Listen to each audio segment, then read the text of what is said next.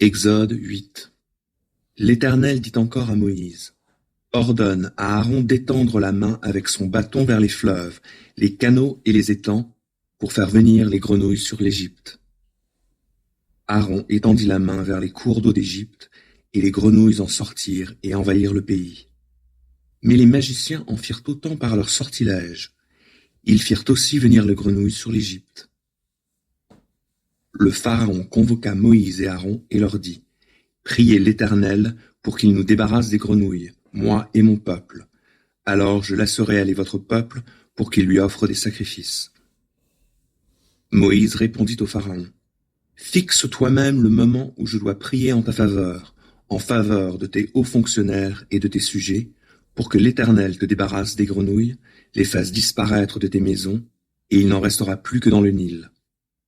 Le Pharaon répondit: Que ce soit pour demain. Moïse dit: Il sera fait comme tu le demandes, pour que tu saches que l'Éternel notre Dieu n'a pas d'égal. Les grenouilles te lasseront ainsi que tes hauts fonctionnaires et tes sujets, et elles quitteront tes maisons. Il n'en restera que dans le Nil. Moïse et Aaron quittèrent le Pharaon, et Moïse pria l'Éternel de faire partir les grenouilles qu'il avait envoyées contre le Pharaon.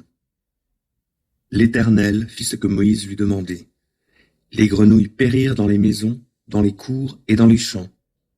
On en fit des tas en quantité considérable, et le pays en fut empesté.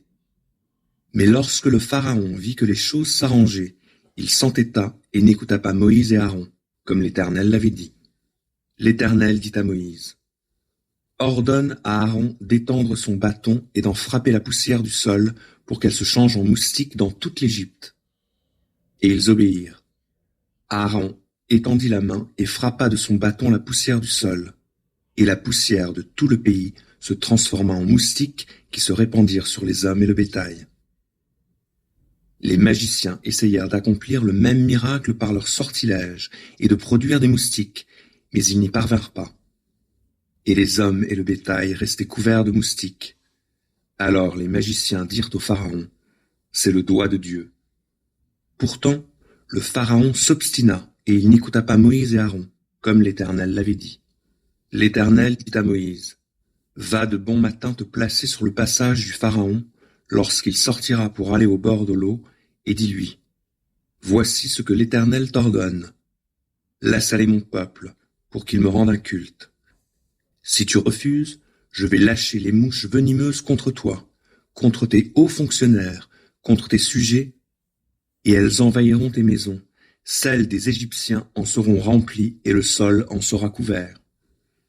Mais en ce jour-là, j'épargnerai la région de Goshen où demeure mon peuple. Les mouches ne l'infesteront pas, afin que tu saches que moi, l'Éternel, je suis présent dans ce pays. Ainsi je ferai une distinction entre mon peuple et le tien, en épargnant le mien. C'est demain que ce signe miraculeux aura lieu.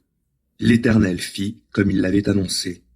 Un formidable essaim de mouches venimeuses pénétra dans le palais du Pharaon, dans la demeure de ses hauts fonctionnaires, et toute l'Égypte fut ravagée par les mouches. Le Pharaon convoqua Moïse et Aaron et leur dit: Allez faire des sacrifices à votre Dieu dans le pays. Moïse répliqua: Il n'est pas convenable d'agir ainsi, car nos sacrifices à l'Éternel notre Dieu seraient considérés comme abominables par les Égyptiens. Si nous les offrons sous leurs yeux, ils nous lapideront. Nous irons à 3 jours de marche dans le désert, et nous offrirons des sacrifices à l'Éternel notre Dieu, comme il nous l'a ordonné.